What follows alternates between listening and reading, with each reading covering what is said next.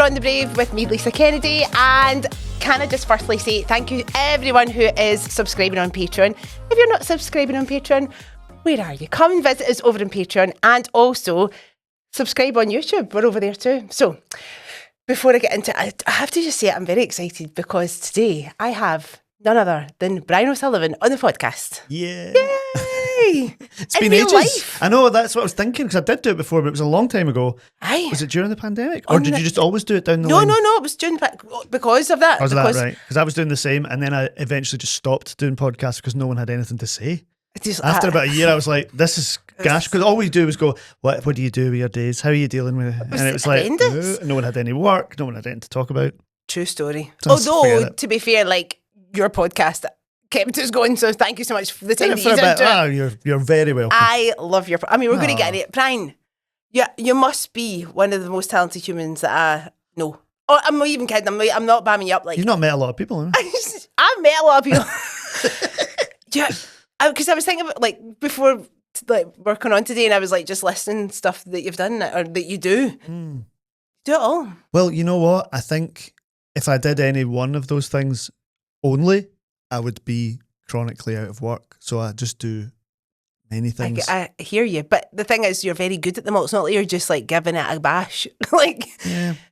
There have been things that I've given a bash that I've discovered very not good That's at. Good, but one of them's like, dance. It's good just to try. Well, you say this. I'm a very poor mover. I've seen you in panto. Oh, have you? Yeah. Poor Chris Bosch, that took him a lot of sweat and tears to get those steps out of me. He kept saying to me, don't worry about it. Ma's all face. Ma Goose is all face. And I was like, it seems like you're moving your feet a lot for somebody that's meant to be all face.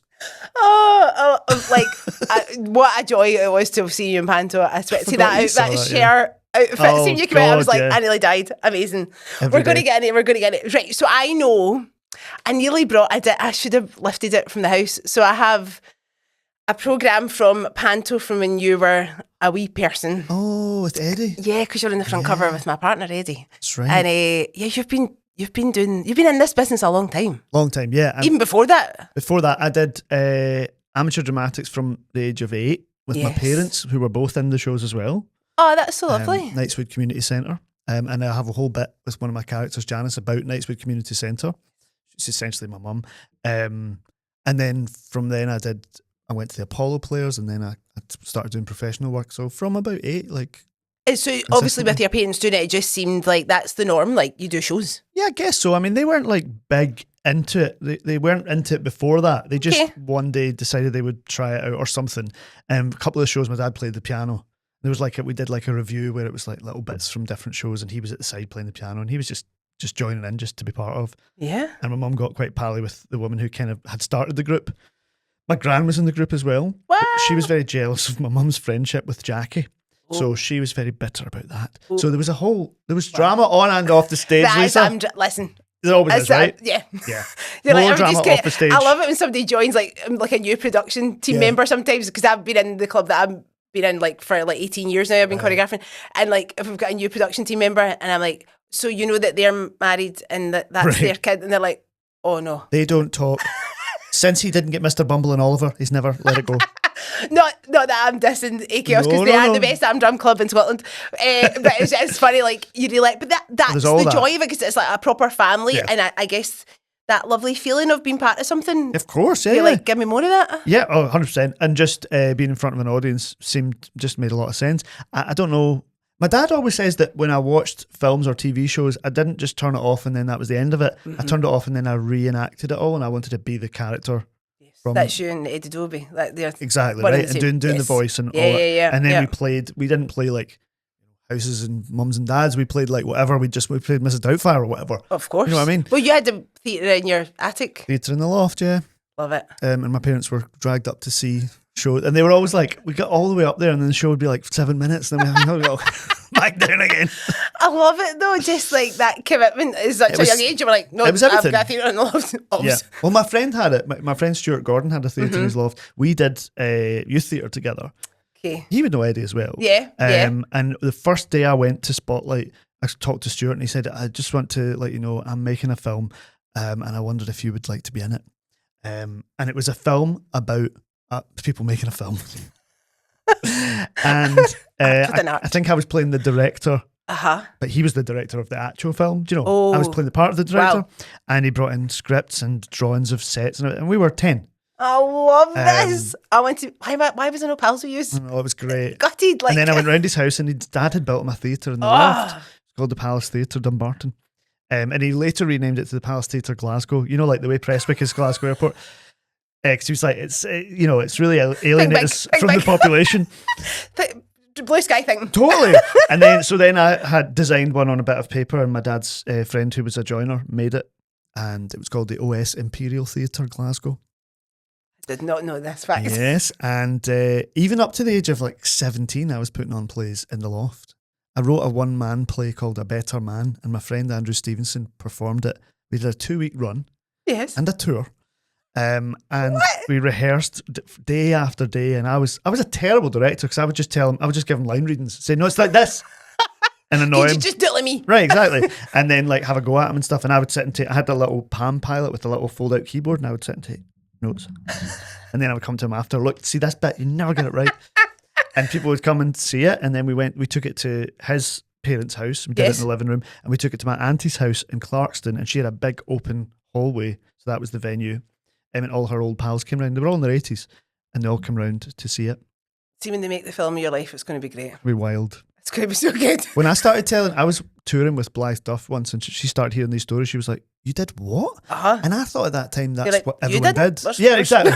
I was like, Blythe. if you're in theatre, like that's what people did as kids. No, she was like, we have to do something with this. We have to make a film about it, or Yes. So it was a mad. What's the amazing guy in London who I can't think, the amazing person in London who life was. Oh, you're talking about Rob Madge. Yes. Yeah, exactly. Same kind of thing. Shows in the living room, grand making costumes. Oh. Yeah, exactly. Get it done. Come on. And then, the show was about that, I suppose, yeah. Wow. So, school just got in the way.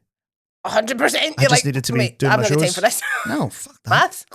Yeah. Totally. But my friends got roped in, same as Stuart roped me in, Like. Yeah, I know. I was a wee bit like that. We hired a video camera from the Bellshill Cultural Centre. Amazing. And I'm quoted saying, Dad, see tomorrow, do you think you could film me? Because you filmed Emma way loads. Yeah, that was me. Quite right. No, look at me. Correct. Yeah, of course. And look at us now. And look at us now. See, some things never change. 100%. It's basically the same thing. It's just on a slightly bigger scale. Yes. So it was a given, this is what I'm doing. Completely. Never thought twice about it. The only other thought was, I might like to be a funeral director.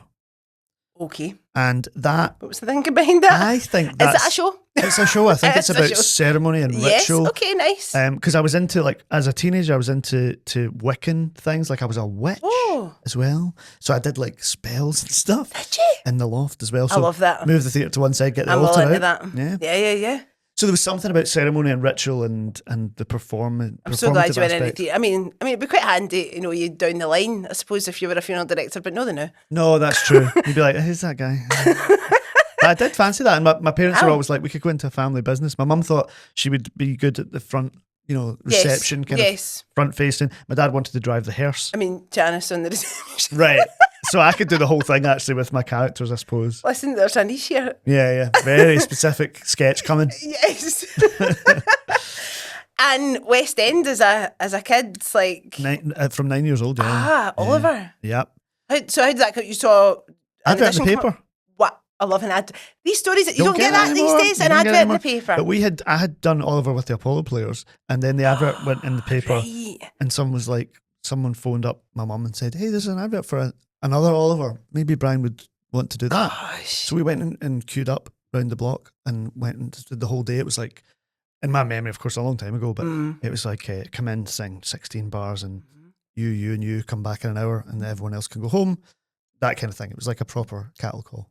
Wow. And did you have any sense of what that world was going to be like? So obviously it's one thing doing... I had no idea. I was doing what the next thing. And most of the boys, a lot of the boys that were in the Apollo Players one had also showed up to the audition. Okay. And also none of us knew at that point that they were looking for the two leads. We just thought we were going to be kind of maybe in the gang or something. Yeah. But they were looking for Olivers and Dodgers. They got all the other kids from local stage school, London stage schools, Sylvia Young's. Of course. But they felt that they had kind of exhausted a lot of the local kids to play Oliver, I think. Mm-hmm. So they went round, I think they did a Welsh leg and an Irish leg of auditions and stuff like that. And then a couple of weeks later, about 6 of us took a flight to London to do like a final recall in front of camera. Exciting as a young person, though. I mean, mad. My dad went to see the matinee while we were in watching, and then he tried to describe the show to me. It was huge. Like, it was a really big production. I was like, what was it like? And he was like, and I'm not very good visually. Like, I don't picture things well. Okay. So he's going, bits come in from the side and these bits. And I was like, what is that? Yeah, I had no idea what he meant. And then the next morning, I think, they phoned us up at like 8 o'clock in the morning, asked me to play the part. And the first thing I did, and I'm really proud of my parents for this, the first thing I did on their advice was phone up the other boy who had been at the finals, who had also played Oliver with the Apollo players. His name was Kyle. They said, first thing you're going to do is phone Kyle and say, I'm really sorry it didn't go your way. That's lovely. And that's what I did. That's lovely. When it occurred to me, nice. I was 9, but like they said that, and I thought that's correct. It was nice, yeah. Yeah, absolutely. Because all great actors, you know, at this age now, you're like, I know that rejection, that feeling, like it's a given. You've constant. Just got to, so it's nice to just be nice in it and just be like, because it's sore, and it doesn't matter how many times it happens or whatever. There'll be the jobs that you wanted. It does hurt. Yeah, I bet. The ones when you really want them, it hurts. Of course. And at that point as a kid, I never had experienced that rejection, and it was to come. You know. Yeah. And how have you been over your career so far in terms of that kind of? Going for auditions and put yourself up for stuff, because that's like a whole other world. It is, isn't it? I used to think I wasn't good at auditions, and I think what I discovered was I wasn't prepared enough. Okay. So actually, when I started getting auditions for things that I really, really wanted and putting the work in and saying, this is my work now, to prepare for this is my work. Okay. And if I get it, that's another job. Yeah. But the trouble with that is when you really prepare and you really care, and then you don't it hurts more. So I think not preparing enough is a protective mechanism.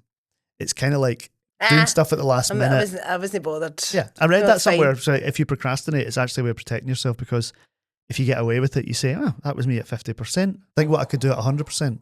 And if you don't get away with it, you say, well, I didn't even try. So if I tried, it would have been fine. It's a way of denying the reality of the situation to yourself. So I've started preparing more, caring more, and it hurts more in the last year. But then we're talking about rejection. You're getting many jobs though, because you've done a lot of amazing things. Yeah, lots of good stuff, and people don't see all the stuff that you don't get, and all the time you're not working. Yeah, absolutely. That's invisible. So like at the moment, people going by my social media, people say, but you're doing this, and you just did this. Same with this podcast. That I know. Right. You're all the time. Perception, isn't it? Yeah, and what you're putting. And the thing is, I think with the whole social media thing and putting stuff out, like, you want to put out positive, you want to that's what the whole thing is, isn't it? Celebrating, you don't want to. But then I think it's important also to be honest, and that's why I like doing the podcast, that long formness, because people can be a bit more real and be like, by the way, it isn't all like it's not a highlights reel. We can talk about what's going on. We can talk about like everything in between as much as the lovely stuff. Exactly. So this year has actually been one of the hardest years I've ever had. Is that right? Yeah. And I think the weird thing about, like, if you come off something quite big, everyone, particularly agents, says things like, this will be great for you because it'll catapult you into X, Y, Z. You're talking about Macbeth. I'm talking about Macbeth. And it kind of didn't really lead to anything yet. So, I like that. Yes. That's but the sense I was given was like, oh, it will though. You're like, right, okay, we'll just wait here, pals. Yeah, that's tricky though. But I mean, had a good experience. Great experience. I mean, you've been down in London, done West End, these jobs before, so that's true. Brand new. But like Macbeth with the likes of David Tennant, I mean, that's amazing. Yeah, and it's amazing to be at that, like to be around people that are that level, and just to learn from them. Of course, that's the thing. So how long was that run? I think we did about 8 weeks at the Donmar warehouse, and then it got picked up and went into the West End for 11 weeks. Okay. But there was a time in between, so we remounted it. We came back to it and re-rehearsed it and stuff. Okay. And it was a totally different setup. Donmar's kind of audience on 3 sides, and it's very small. Never been. Yeah. The West End house we were in, I think, held 900, so it was like totally different. You know, we remade it really. Yeah. Okay. And Actor Muso. Actor Muso. Which I didn't realise when I then watched your like kind of wee video that you put, and I was like, I mean, again, another talent. Yeah, but you get, I don't mean to be negative, but if you're an Actor Muso, often you end up in Musician's Corner. Okay, and you're like, I can do the acting exactly without this accordion. Without this fucking accordion. And it's kind of like, what if we had a drone there? One very sad note, and I'm like, I've been playing that very sad note for 20 fucking years. Can I get a bit? Can I say something? I could hum it. Please. I could hum that note and you wouldn't need the I've lost count of the amount of people who said, like directors, when the bellows go in and out of the air, it could be the sound of the sea. It could be the breath of the character. I'm like, really? Wow, I've never heard of I can breathe. Yeah, I can breathe. I'll breathe in between the lines you give me. That's the thing, innit? Yeah. So, see, you're just so good, talented. They just want it all. They want it all from you. But yeah, you kind of have to be a bit of a polymath now, I think. Yeah, because the accordion, I guess, is from a young age, because your dad plays. Yep, my dad plays exceptionally well. I mean, I think it's just amazing to have an instrument in your life, like to be able to play something like to the level that you do. To be played, I think something quite specific like an accordion is good because lots of people play a bit of piano, lots of people play a bit of guitar. But they don't play the accordion. Accordion's less common, so it's good. And then you can go around the world and play for Irish dancing competitions and all. You can do that. Which is another, like, I've done plenty of that this year. Soon I realised you were doing that. I was like, of course, like, it's talented. Shut up. It's brilliant. Sick listening to him. No, it's great. I think it's so cool. Yeah, so you are somebody who says yes to things. Yes. Well, you're here, sorry. That's it, yeah. I'll do anything. That. No, I'm kidding. No.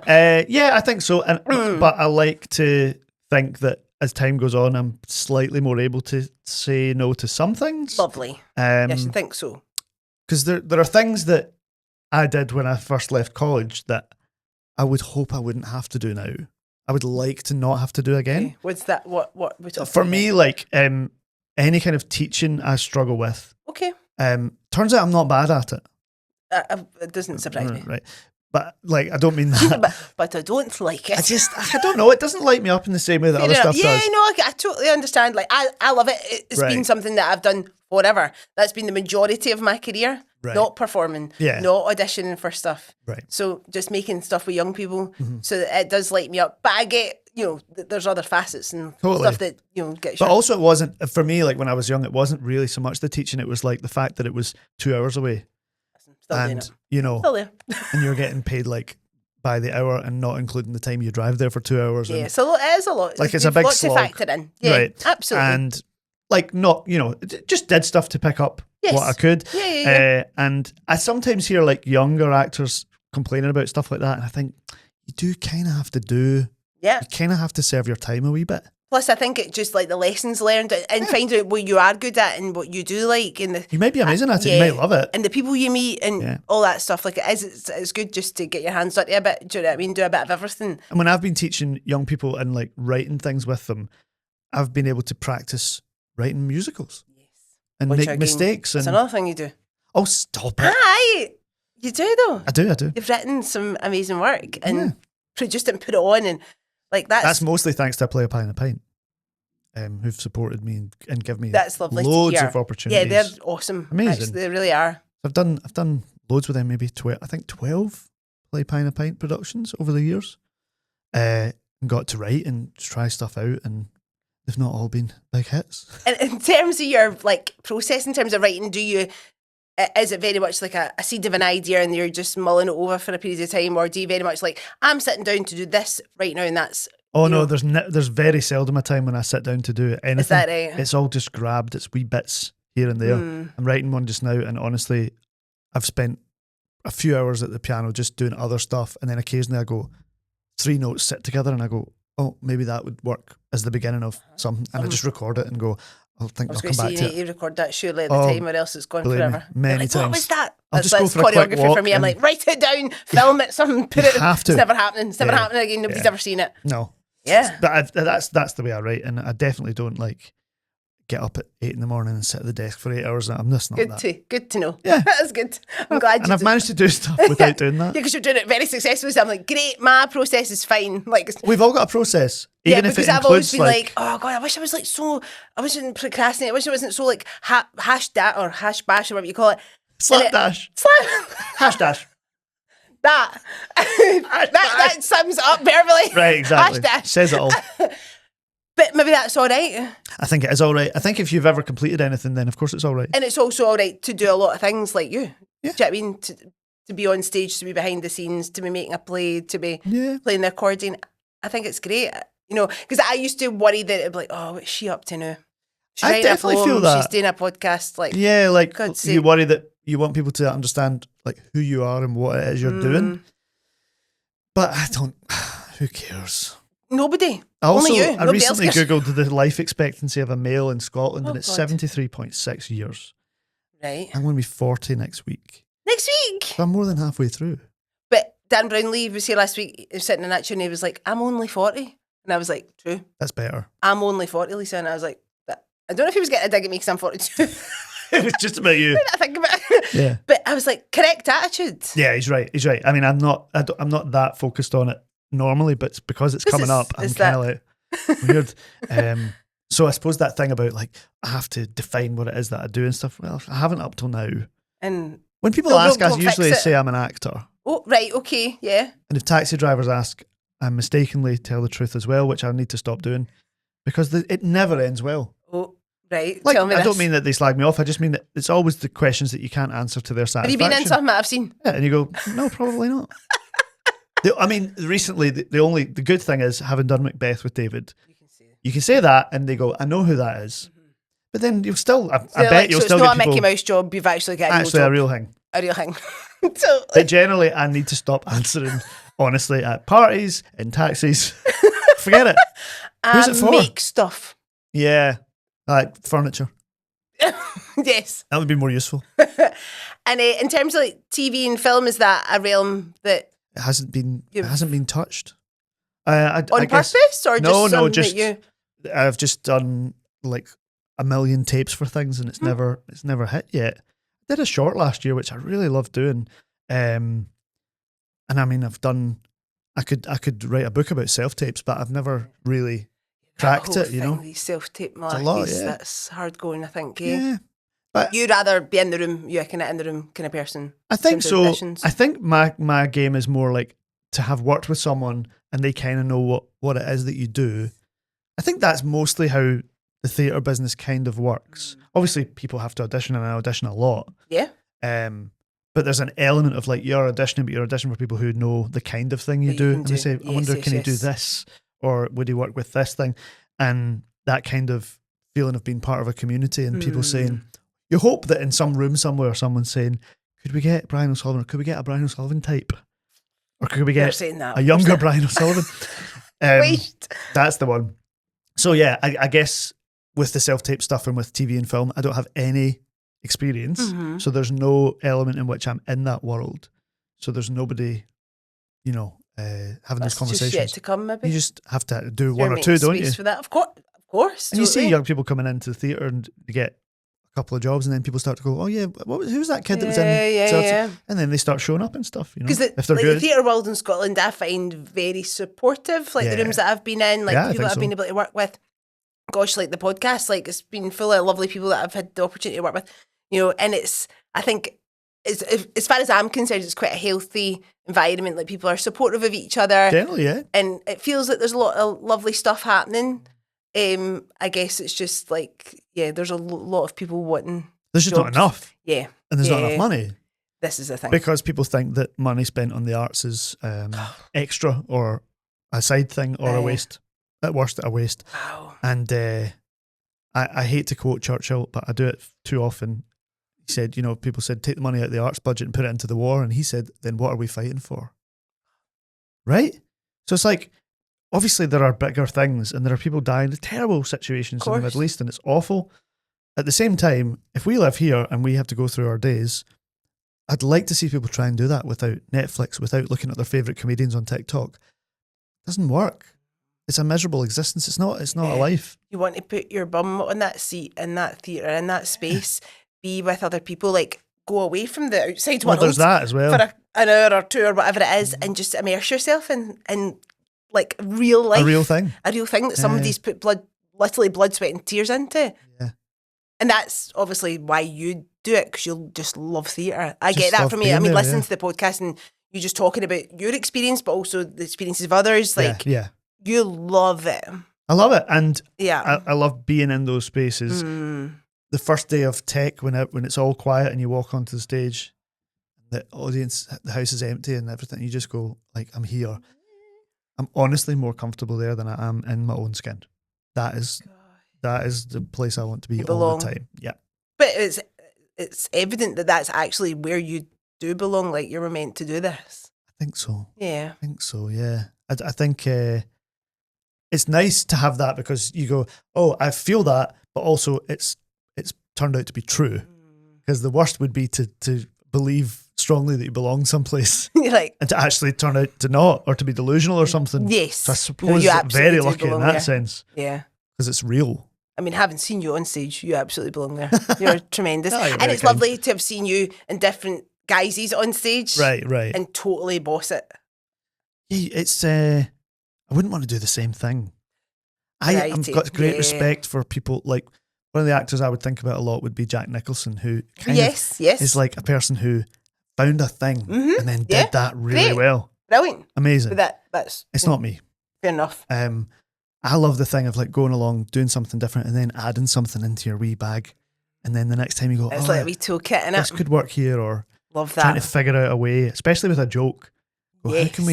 How can we engineer that? How can we make that funnier? How can we tighten it? Oh my God. Which I could do all day. You are incredibly funny. You're very You're kind. a naturally funny person. I mean, we were laughing earlier. Like, impersonations, like, and we'll get to your characters, but even like you did the voice of Graham and Scylla there before we came on air, and I was he's even good at that.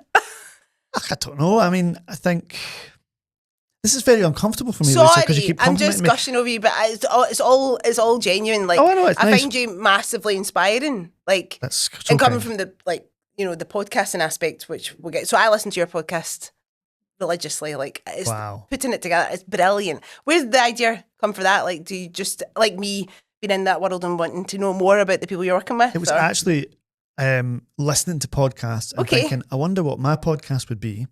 And then, believe it or not, being in America and having just finished a job and wanting to like just buy myself something. Do you ever get that? You know, when you want to buy something? I deserve to buy myself I something. buy myself a wee something. Treat yourself. And I went to a Guitar Centre, which doesn't just sell guitars, and I bought 2 podcast mics. Did and I was you? like, I don't know what my podcast is yet, but Good I bought on those you. mics, and I still use the same 2. And I came home from America and I set them up and I started messing about, and I was like, I'll do a diary thing where I talk into the mic, I'll practice. And then I was like, how can I practice interviewing? Okay, whoever comes to my house, they'll get interviewed as a practice. And I'll figure out what my podcast is later, what kind of hook it's going to have or theme. Yeah. And then the thought came right after that, which was, well, everyone that comes to my house is an actor or a musician, you know, a writer. Yeah. So do I need a fancy theme, or do I just do that? My pals. Just interview my pals. Yes. And then, I don't know, I remember sitting up late one night trying to think of a name. And I'm a big Stephen Sondheim fan. So I looked up, I remembered he wrote a song called Putting It Together. I didn't think of the title, but I thought, he wrote a song about what it is to make art, to make something bit by bit, putting it together. And I thought, I'll look up the lyrics, and then I went, I don't need the title. I have it. Love that. And that's what it's about. What are you, like 400 and odd episodes in? 120. That's incredible. It's a total labour of love. It has to be. You'd be mad to think you're going to get rich off it. Well, I mean, you're doing everything. Yeah, except Cole helps me. He's the amazing. lovely Cole, yes. He does all the social media. Amazing. And anything else that if I asked, you know, he would help with. He's a great support.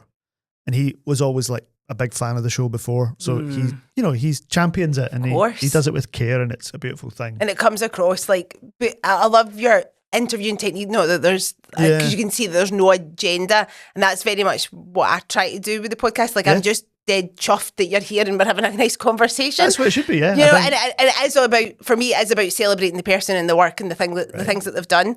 So that's probably my own, you know, people and their passions is my tagline. Right. So that is my agenda, I guess. But apart from that, like, I'm like, this is just lovely to have a chat and like to sit down with somebody and be like, you've done some really cracking stuff. By the way, let's talk about that. See what happens. But sometimes I have episodes where the first 10, 20 minutes we're talking about gold biscuits or wagon wheels, and their wee voice comes in and it goes, oh, but this isn't theatre. And I'd go, nah, shush, I don't care. Correct. Just let it be. Yeah. And it breathes, and then absolutely 5 minutes down the line, suddenly you're talking about the RSC, and you're like, it's fine.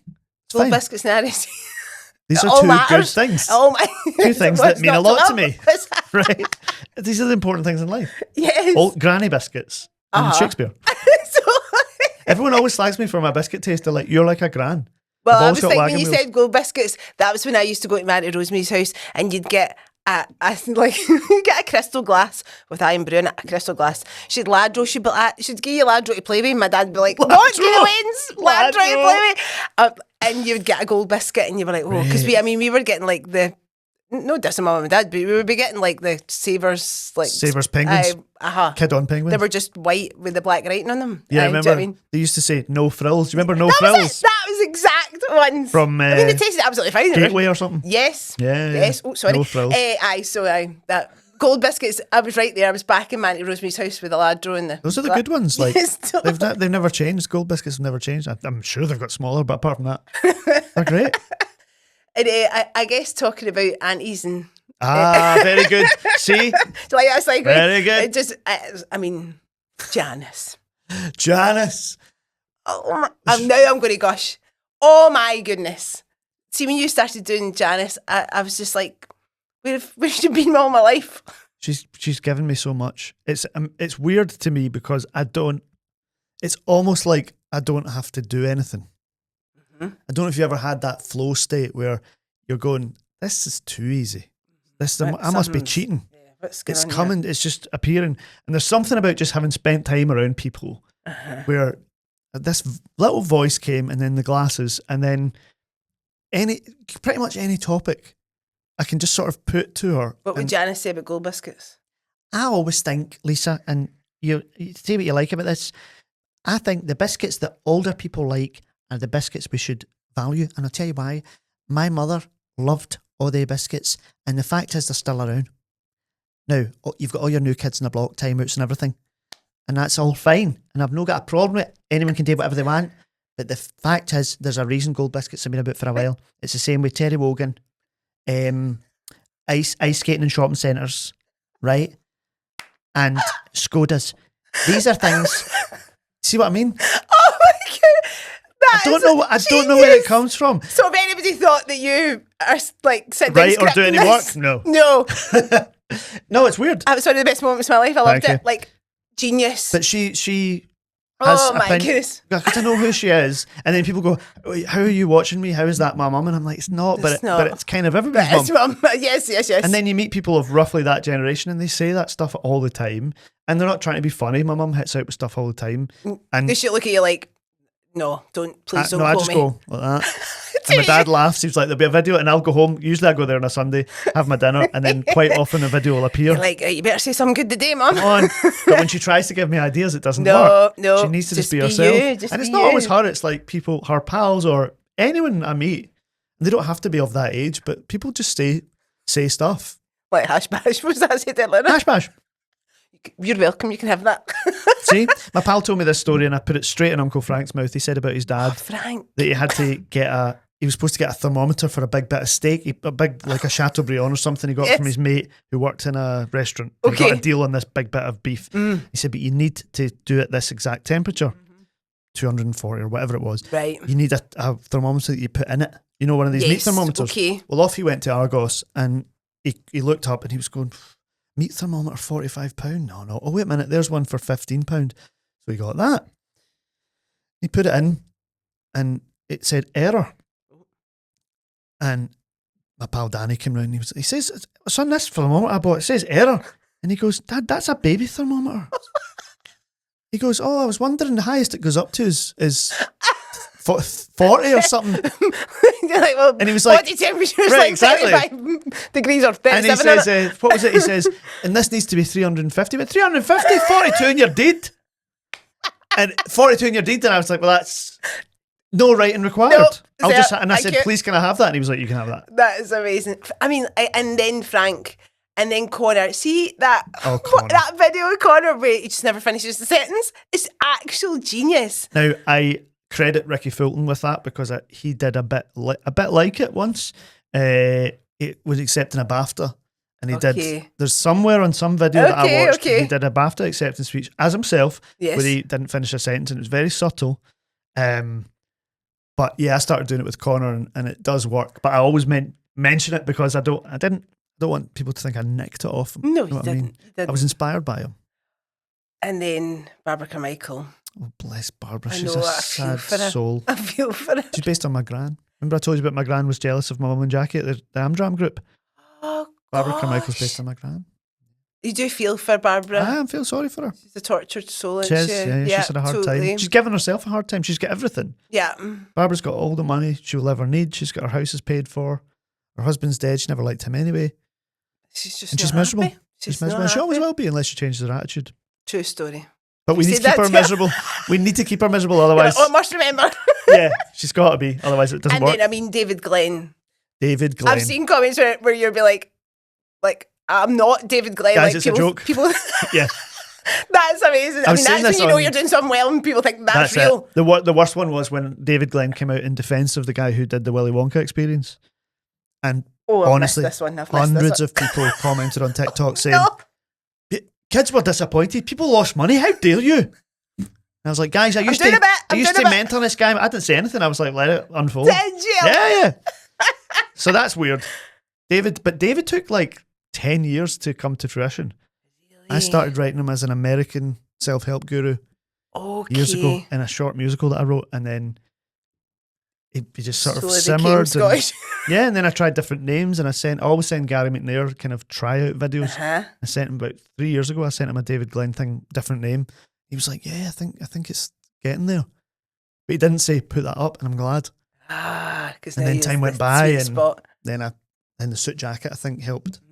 I've got this ill-fitting suit jacket that I wear for David Glenn. It's like You that, just put it fully on stretched. you just become him A and you white put it shirt on. and a big collar, you know. Love it. Yeah.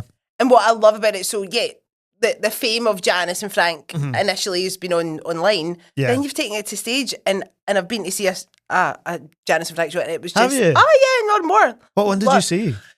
So it must have been the first Christmas one. one. Yes. Yeah. Loved it. Because there's Loved three. it. It's a trilogy. That's a whole other skill set to be able to create those characters and then write a show and do it on stage. Like that's a whole other thing. That really was the initial. Well, it wasn't the initial reason I did it, but it was always the aim. Okay, Once I yes. started getting people That listening, makes I was like, sense. "Oh, I just want to do it on stage. I don't want to sit in the house and make videos. I'm a stage person." Yeah, you want to feel you want to hear the laughter. You want to experience that with other people. Yeah. But the writing again is not me sitting down at 8 a.m. typing.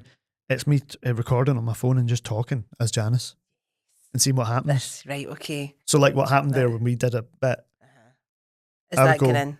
I could do it. I mean, it works quite well. The three things. What were the three things? Terry Wogan, ice skating in shopping Shopping centres, centres in Skoda. and Skodas. Yeah. That's quite good, you know. And I'd be like, "Oh, yes. we'll keep that." Love it. Or maybe I would change what the things are on the list or something. Do you know what I mean? Yeah, But I would yeah, just yeah. record, generally make a voice note, then I type it out word for word Do you really? from the voice note, which takes Okay. ages. And then I Yeah. cut it by about half. I just cut out all the extra and tighten it up. Yeah, I find it's so clever. So clever. And I think, I mean, you've got a Fringe show coming up. Yes, 14th and 15th of You've August. done the Fringe before. Not as Janice. Have you not? Nope. Wow, that's cool. The second show in the trilogy, I toured it. Yeah. Which I don't know is- why I thought you'd done the Fringe. yeah. Oh, that's cool. This But is your this is the first year first doing the Fringe Fringe. one, yeah. That is so cool. So 15th and 16th of 14th and 14th, 15th. Get it right. 14th and 15th of August, guys. Yes. Come Well, on listen to me. And what, without giving too much away, what can people expect from Well, Janice? it's the second in the trilogy. Uh-huh. So it's some people have already seen it. Okay. But it's a standalone show. It's a story about Janice and Frank, and I suppose it's about a period in their life when a lot of things happened and a lot of things shifted. Yeah. And it's the fun thing about it is, like all the shows actually, there's a really good twist at the end. So, and some people guess it, but not many people guess it during the show. And if you do guess it, please don't whisper it. No. Or tell whoever you're don't with be that that. guy. No, no. But yeah, it's quite a good twist, I think, and it's mostly funny, but there are wee sad moments, and hopefully nice storytelling and a story that you can actually invest in. Because it was never about stand up for me. No. I love stand up, and I think it's an amazing art form, and it's not a skill I've got. I like characters and I like story, so I do. It's a play. I do plays, you know. Is there any particular stories that you've had the joy of being able to tell on stage that have really stayed with you over your career thus far? Wow, that's Characters a or- great question. I loved doing, I did a play called The View from Castle Rock, which was based on Alice Munro's short stories. She's a Canadian, maybe Scottish born, but Canadian writer who wrote novels and short stories.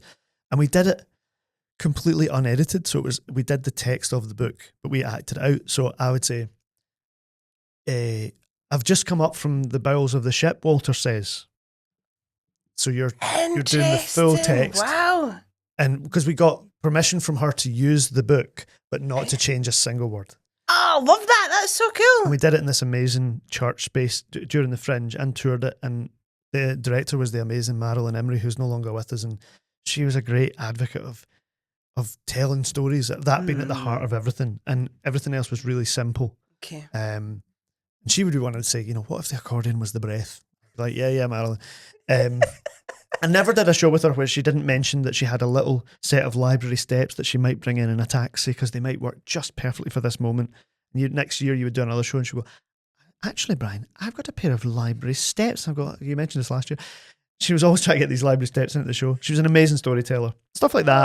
But also like stuff that surprises me. Like I did 12th Night years ago and I didn't have a great time doing the production, but the actual language of it, still, every time I do Shakespeare, I'm just like a couple of weeks into it, I'm like, oh my God, it's just in my veins, the words. And bits come back to you. And there are bits like, I remember bits where I would sit on stage. There was a whole section where I was asleep during a scene, the way we staged it. So I heard this particular bit of text with the music under it every night. And I just used to just love hearing it every night. And it was Lady Olivia and I can't remember one of the twins. And he says, make me a willow cabin at your gate, I think was the only word I can remember. And I remember listening to that whole bit, just like letting it sing. And you just feel privileged you get to let that wash over you every night. You must have been in so many rooms with amazing people, talented people, where you're just like, it's I wild. get to do this. Just watch them work. Yeah. People like Dave Anderson, like I've worked with Dave a lot over the years, and just his comic sensibility and his comic timing I've never seen them equaled. And seeing him work an audience, and it looks like he's doing nothing.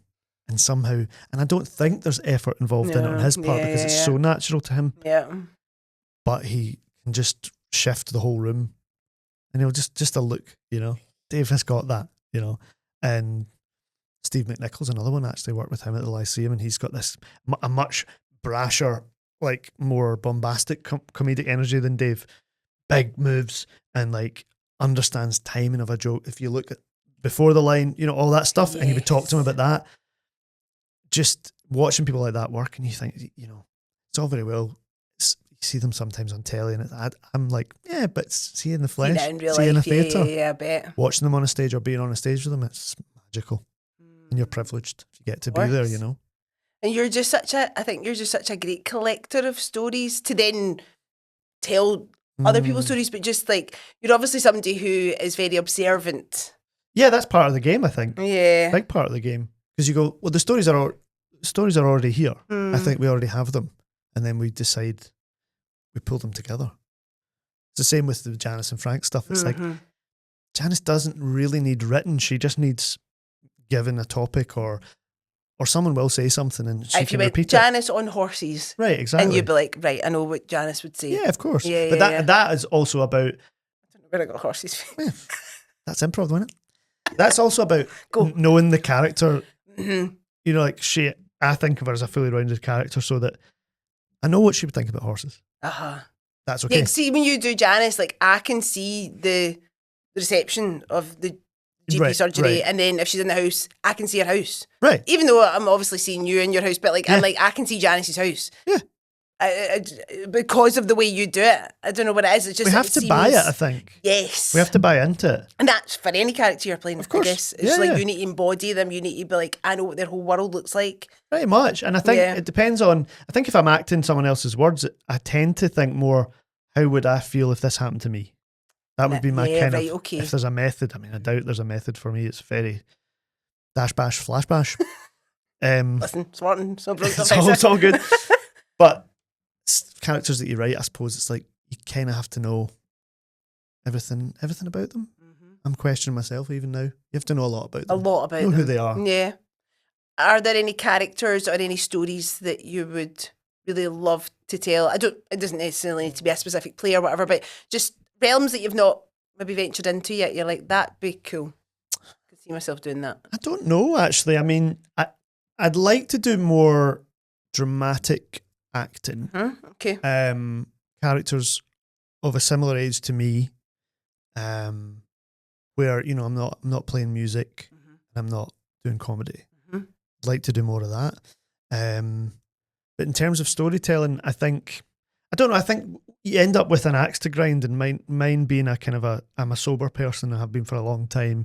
A lot of the stories I come out with end up having something to do with that, even if it's allegorically. Like I wrote a reworking of Aristophanes' The Clouds, which was called The Thinkery, for a play Pie in a Pint. It was a comedy musical set in ancient Greece, and it ended up being about the young boy being a bit of a drunk and a bit of a gambler and having to reform his life. And it's kind of about that in the original, but that's not the full focus. Okay, yeah. But I found by rewriting it, that's what came into focus, and just happens naturally. So I suppose as I keep writing, more of those stories will emerge, because that's where my life is. Yeah. And I think it's important, like, to put yourself into something. I guess it's just about knowing who you are, like in the As you get to the young age of 40, then what do you thinking? Like, I guess your career thus far, and thinking of that wee boy in Oliver to now,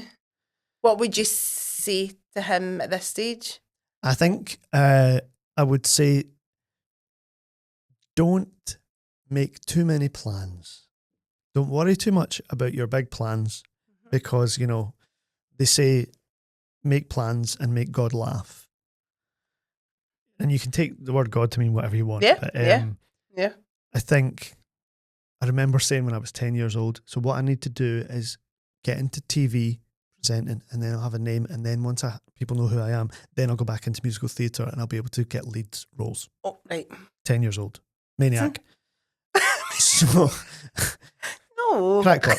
And now I think it's very good, but like, I think these big plans, I think it's better to be in the flow. So you're just more reactive now, like to the thoughts in your head of like, I'm going to make a thing, I'm going to write that down, I'm going to record that voice note. Yeah, I'm going to audition for that thing because that feels... Well, it comes up, doesn't it? It's like you do the next right thing.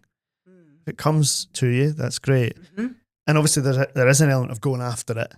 Yeah. And you can attach to the idea of the action, but you can't attach to the result, because you don't have control over it. You don't know what's going to happen. No. And, you know, tomorrow my agent could phone me and it could be, do you fancy going someplace for 6 months and doing this? And I could say yes or no, and I might not hear from my agent for another 2 weeks. Yeah. Who knows?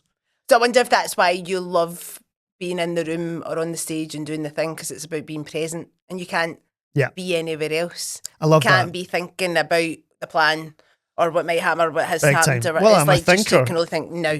Yeah, I'm an overthinker, I'm a worrier. I'm your and pal. When I'm on stage, I don't have space to do that. And also, the planning thing doesn't really work in life. No. But on stage, you know what's going to happen. 90% of it is planned. It is the genius. So you go, right, great. 7:30 we start, and I stand there. And and then, you know, 10 o'clock we finish and we bow and we go home. And that bit. And then the going home bit, you're like, then who now knows? I need to do your life. Who knows? Is the train going to be on time? And all that. But within that, there's room for manoeuvre as well. So it's like, what's going to be, you know, when we cross over behind the stage, me and such, what's going to be our little bit tonight? Those little interactions that are different every night, but inside this structure of, I know what's happening. Yeah. There's a lot of joy in that. Safety in that. Comfort, you know. And that's what I love about the world that we're in. Like, it does, because there's so much uncertainty around it a lot of the time, like the jobs and things, not getting things. Like when you're in the space and you're with good people making a really cool thing, that there's nothing better. Like that feels safe, that feels good. As you say, presence, you know, that's what you're doing. Well, this, like now. The now. And now, Like, and that's why I love doing the podcast as well. Yeah, of course, me too. And I'm not interested in doing all the other bits, trying to promote it and Yeah, that's part of the game. Yeah. But the actual sitting and having a conversation with Nothing people, it's better. like amazing. And it's the oldest thing. It's like storytelling, cave paintings, people telling stories. Someone said to me, Chris MacArthur Boyd was on my podcast, and he said to me, I've got a theory about podcasts and why we like to listen to them as we fall asleep. He said, because actually it's inbuilt in our DNA, if you like, our biology, to be having a sleep at the back of the cave while someone else would be keeping watch, keeping the fire going, and probably talking, telling stories to whoever was awake. Just that in the background. So that quiet talking, and then we could drift off and we know we're safe because they're still awake looking after things. Wow. So it's more than just our attention spans are fucked. Yeah. It's part of that. It's the cave people. It's cave if people. it's good enough for the cave people, it's good enough for us. Exactly. I like that higher kind of, consciousness thing about Yes. it. It's not just because I can't sit with my own thoughts.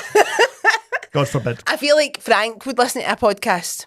Yeah, I think Janice maybe not so much. She's too busy. She's very busy, and I think one of the great things about Frank is watching him discover things that he hasn't discovered. I love Frank because, like, he is not. He's not. No judgment is passed. No. Even if he doesn't get it or it's not his thing, he would just be very he's much amazed, like, isn't he, by the everything's world? Brilliant. Yeah, well, this is unbelievable, son. Because you used to listen to the radio, Tony Blackburn and all that. Turn this on, this cast, right, on whatever you've got, it's a pod or whatever. And it's on anytime you want. So, 3 o'clock in the morning, Tony Blackburn or whoever, the equivalent, the modern equivalent, which is, I don't know, Paul Black or one of these Dermot O'Leary's. Yes. Fantastic. And it's on your phone, so you don't. So on the radio, you kind of get it. I was trying to tune it in, right? Right. To Lisa, I was like, where's Lisa on this? Turn the dial. She wasn't there. She's not there, but she is. She's waiting for you. Any time of the day or night, this lassie. And you should see the hair on her.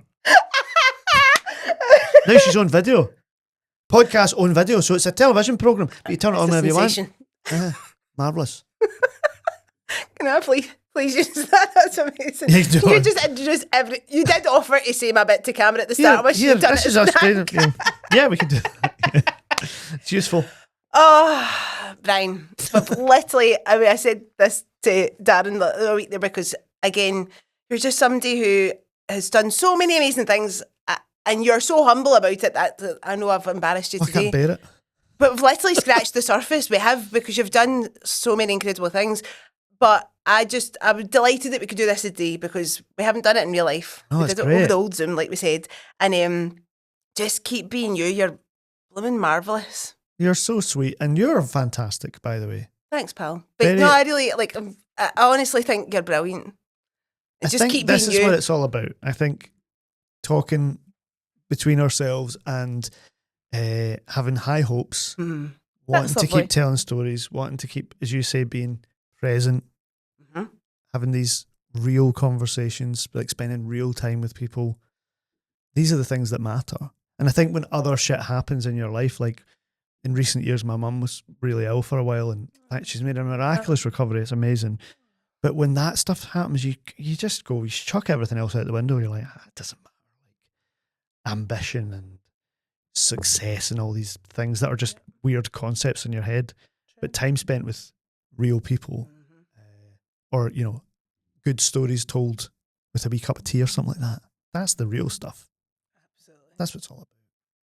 Well, this has been an honour to sit and do this with you this morning. Too. And I'm looking forward to seeing what you got up to next. On the 14th and 15th of August at the Gilly Do in Edinburgh. I'll be there. The bell's on. And so it will all your listeners. They will. I keep looking down the lens. Listen, it's going on this week's roundup as well. So. Amazing, great. Oh, plug full. Everybody over there. Listen, stay Braw brave, pal. You too. Thanks so much. Thank you. And we'll see you next time on the Braw and the Brave. Thanks for watching.